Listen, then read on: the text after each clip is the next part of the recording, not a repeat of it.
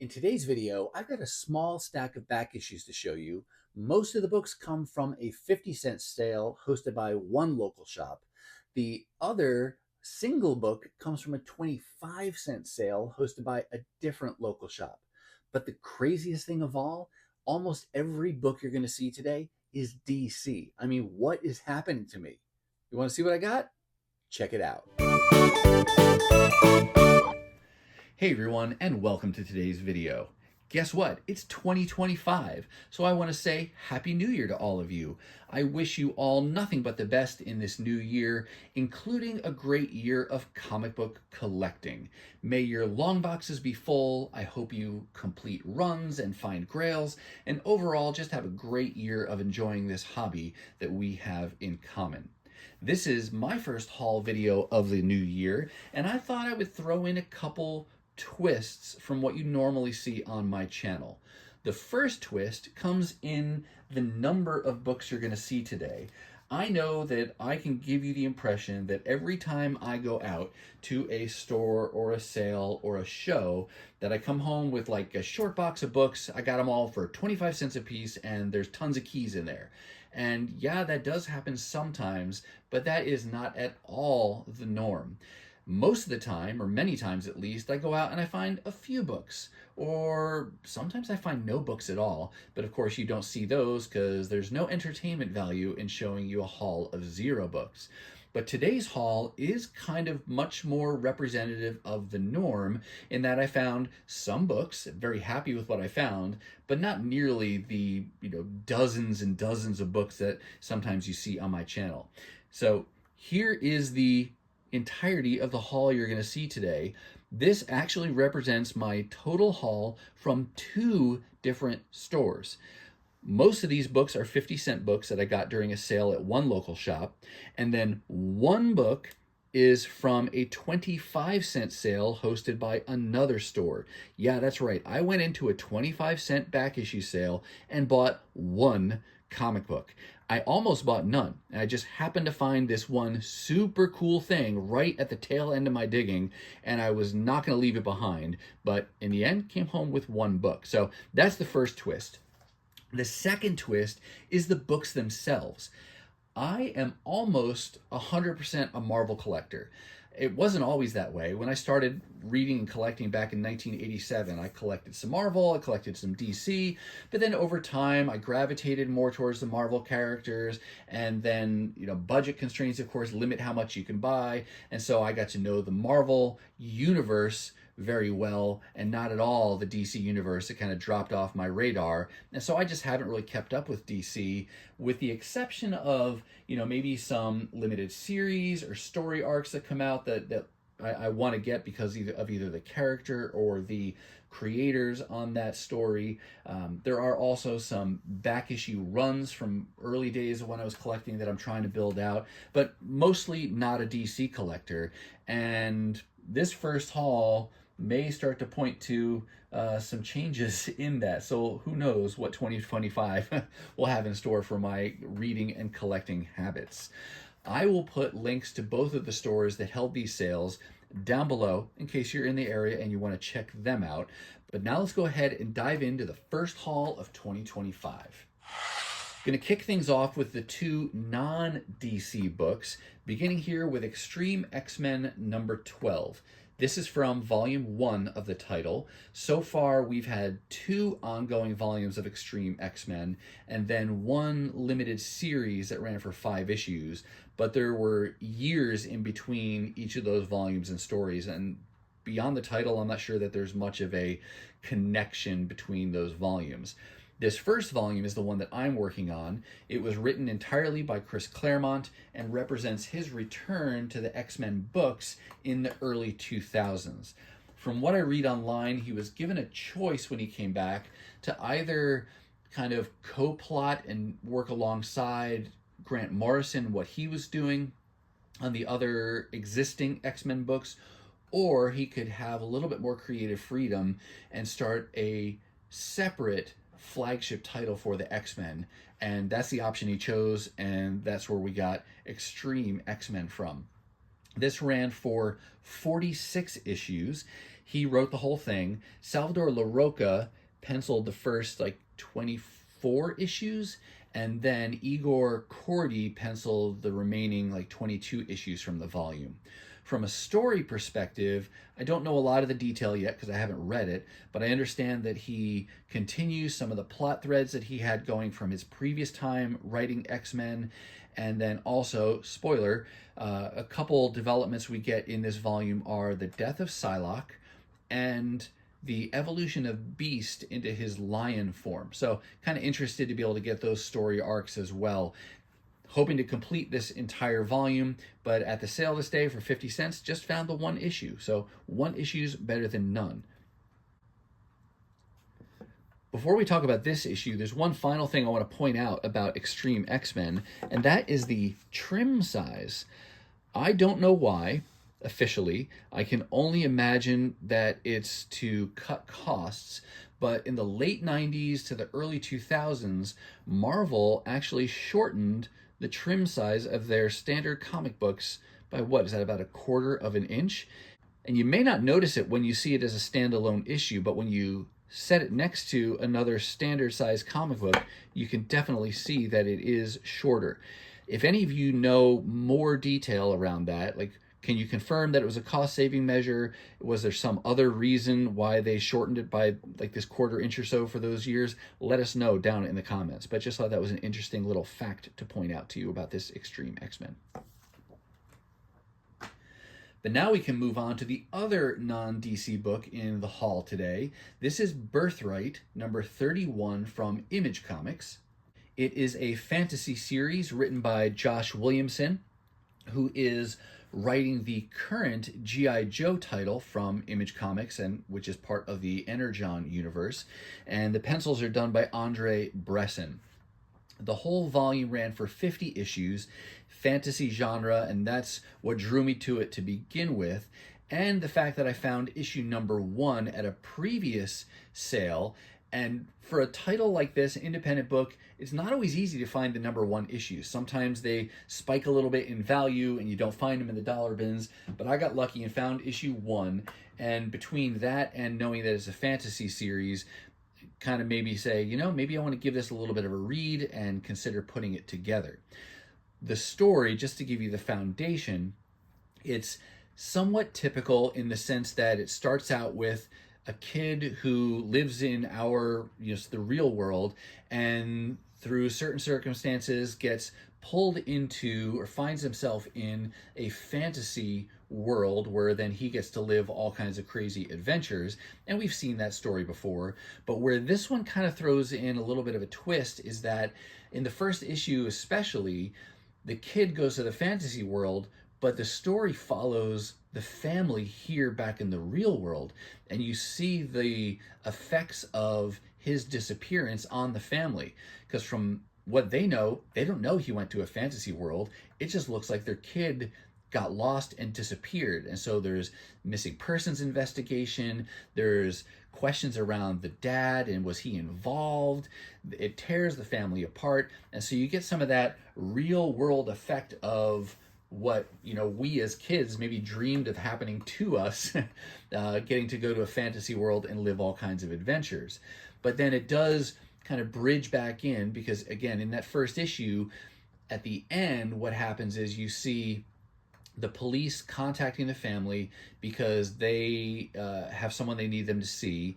It's a full-grown man, looks and is dressed like a warrior from like some cosplay thing at a Comic-Con, but his DNA matches that of their son. And so that's really what kicks off this whole mystery and connection between that fantasy world and the real world. And it just seems kind of interesting. So I will try to piece together this full 50-issue run. I don't find the issues often, and I don't nearly find them in order, so it could take me a while, but that's all right. I'm not in any hurry. I'll just continue to chip away at them as I find them. And at the sale this day for 50 cents, I just found this kind of lonely issue 31 sitting out there. So I'm going to have to jump around a lot, I think, to build this out. But in time, I'll be able to complete this and then read the whole thing.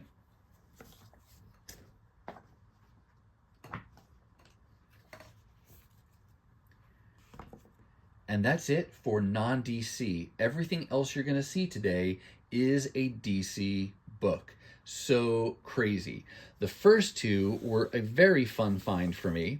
These are the first two issues from Superman in the Rebirth era.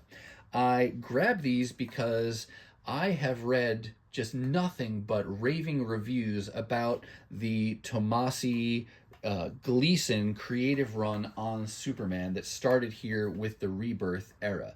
Superman at this point is really the return of the pre-New 52 Superman. So the Superman that I knew back in the 90s who fought Doomsday and who got killed and then came back to life, that's this Superman. He is married to Lois and they have a son, Jonathan. And interestingly, this kind of foundation of the story is what they used for the recently concluded Superman and Lois TV series that I never watched. And I don't remember how I got turned on to it. It was probably the trailer, I think, for the Doomsday episodes, but it made me realize what the heck have I been missing out on for these 4 seasons. So over the last few weeks, I've been chipping away at that Superman and Lois TV series, and I've been really enjoying that.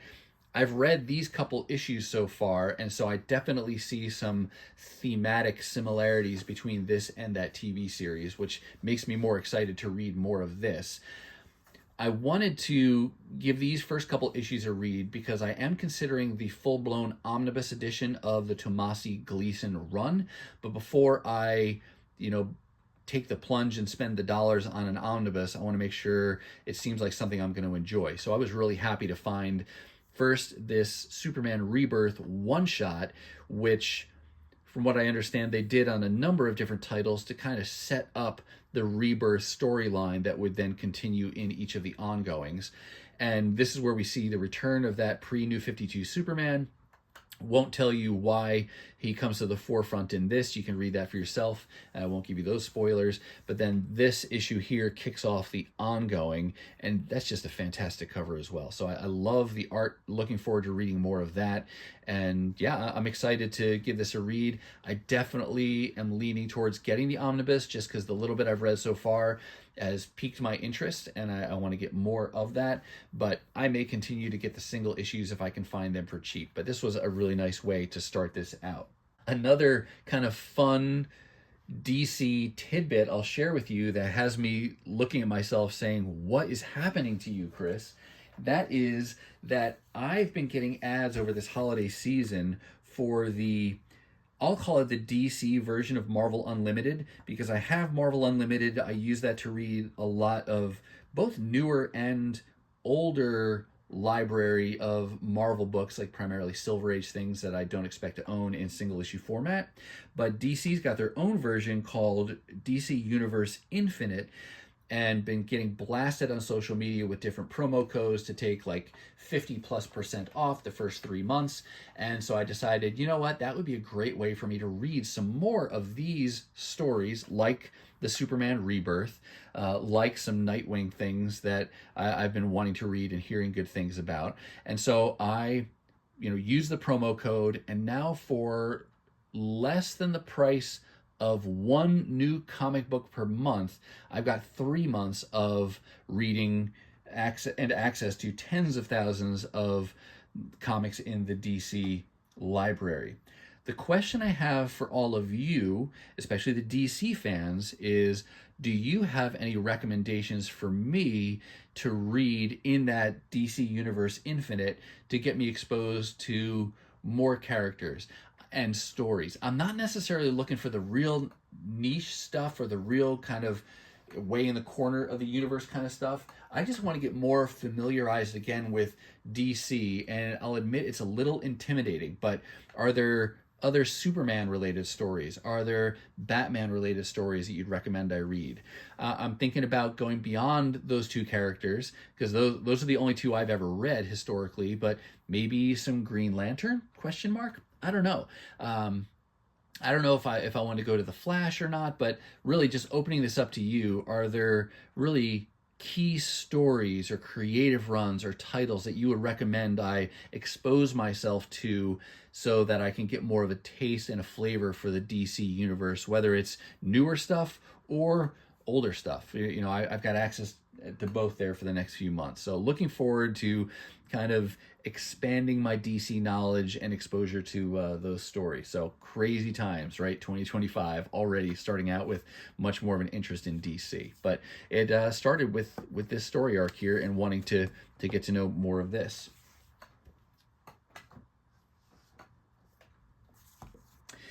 Also from the Rebirth era, this was Supergirl #1, not the one-shot, but the #1 from her ongoing.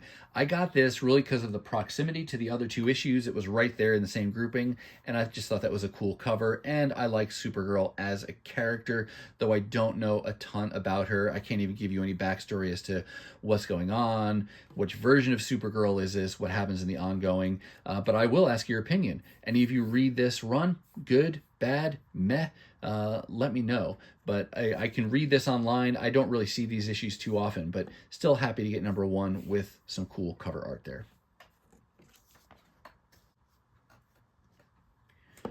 And now we're going to go back to the 90s for several issues of Batman Volume 1 that I picked up. I really think of Kelly Jones as my first main Batman artist.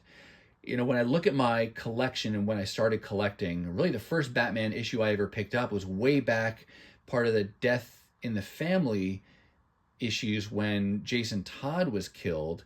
And then you had different artists. I don't remember who was the normal artist at the time, but I remember names like Jim Aparo, you had Norm Brayfogle and others there. But really, this is what I think of most commonly when I think of my early days of collecting Batman. And I think that's because I was kind of off and on with Batman as a character and with his titles. I dabbled with some Batman, I dabbled with some detective, I did a little bit of the spin-off titles. We had Legends of the Dark Knight and Shadow of the Bat, but I didn't have a whole lot of consistency. But in my mind, maybe it was my age or something, but this is what I think of as really the main artist on Batman when I was reading back, not in the late 80s, but this is more into the 90s. Kelly Jones worked with Doug Mensch on this volume of Batman for, what was it, 30, 40 issues, something like that. It was like 1992 to 1995. They started around issue 515 together. I think Doug Mensch was already writing at that point. And then their creative work together continued into about issue 552, though Kelly Jones did some covers after that. He did some covers before all of that with the Nightfall story and things. But I am working on collecting the Kelly Jones art run on Batman. His art, from what I hear, gets mixed reviews, or it gets mixed reception. Some people like it, some people dislike it. But for me, it really stands out as kind of its own style on Batman. Got a gatefold cover here. And that's kind of, and a little cutout there, very 90s, of course. But his style on the Dark Knight, I thought was an interesting take, and the art style really kind of grew on me over time. Let's see if there's any cool pages in here to show you. But this creative team kind of leaned more into the mystery and the horror elements.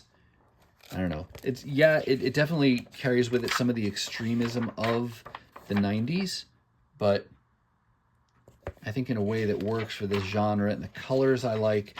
This is also the period of time when comics really started to go more to the glossy paper, and I know there's nostalgia to the newsprint, but at the time, as a young reader and collector, I thought the glossy paper was a super cool transition and wanted as much of that as I could get. But just fun for me to be building out this run that, again, I associate most closely with my early days of reading and collecting comics. So looking forward to completing the Kelly Jones run on this. And I made some good progress at the sale, including issue 535 here, 537, $5.39, and these are as I found them. No bags, no boards, and they're still in really nice shape, which is surprising. You get a black cover like this, you can get a lot of spine ticks. There's a couple, but it's still in pretty good shape. And then with a white cover like this, it's very common that you can find a lot of those dirty kind of smudges and rub marks on them. But this one is pretty good. So really happy with the condition, especially since they were bagless. There's $5.40. And then $5.41. So 1, 2, 3, 5 issues of progress towards my Kelly Jones run. This is another creative run that if they ever did an omnibus edition of that, I would seriously consider getting that. From what I've seen, I think they did a couple hardcover editions of this run, but that was, I don't know, some years ago, and neither of them seem to be in print today. But that's fine with me. I'd rather hold out, and maybe they'll do them in oversized art someday.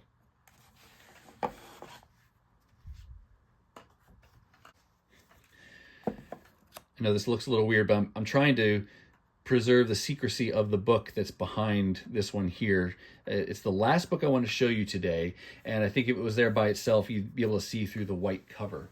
This last book is the one book that I picked up during a quarter sale hosted at a local shop. And like I said, I went through all the boxes. There wasn't really anything I was really keen on picking up. And I was about to leave, but there was one little box on the floor on the side that I hadn't gone through, and it had some DC Black Label books in it, among some other things. And so I decided to look through that. And that's where this large single issue was. It is a book that I never thought I would own in any format. It is a Golden Age book.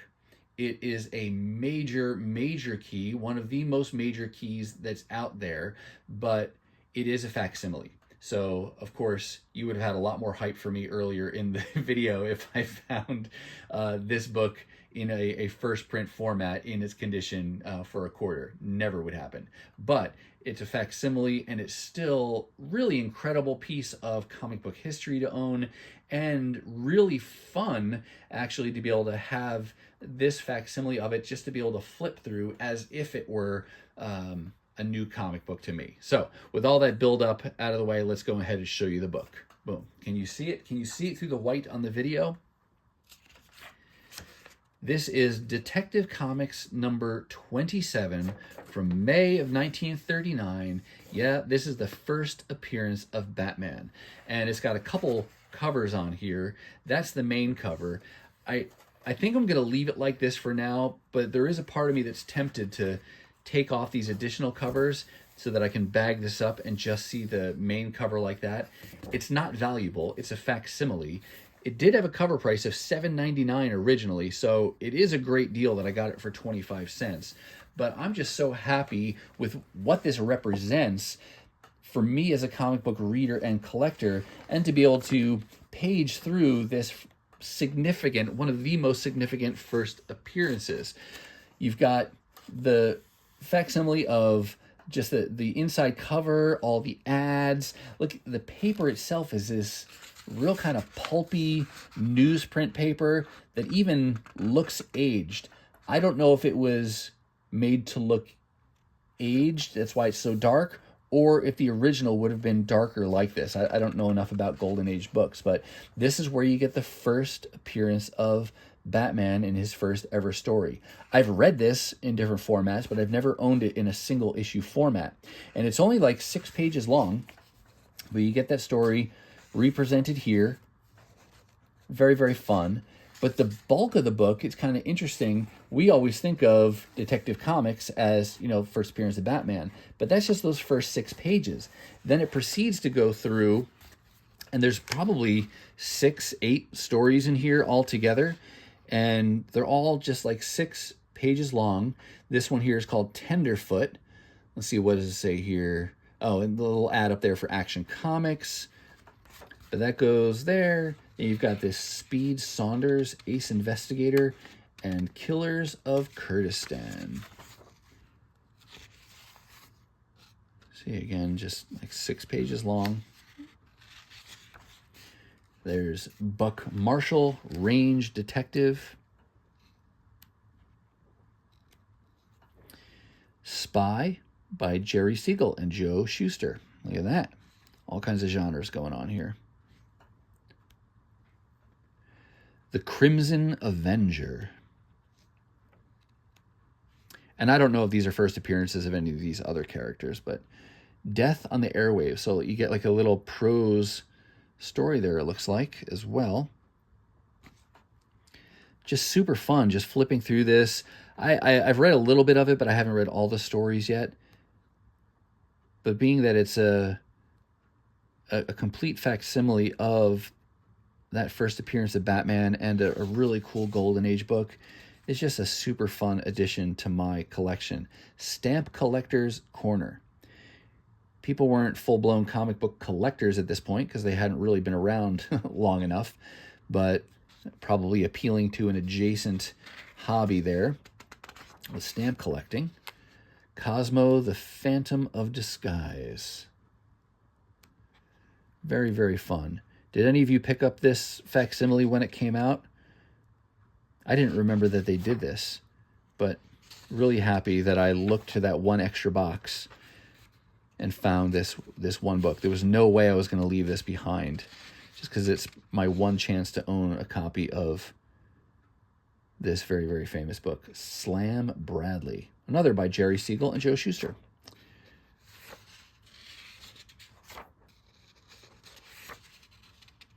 So, I think that's the last story. Only a couple pages left here. Come on. Yep. And then you get the ads in the back there. The back cover. But very, very fun. Again, see, it's kind of anticlimactic to show that like that. That's why I'm considering maybe I take the extra covers off and put it in a nice Golden Age bag and board, and then I can have that on display for a little while and then be able to reread that. But just a super fun book to pick up and to get it for only 25 cents. All right, that's going to do it for me, and that's going to wrap up the first haul of 2025.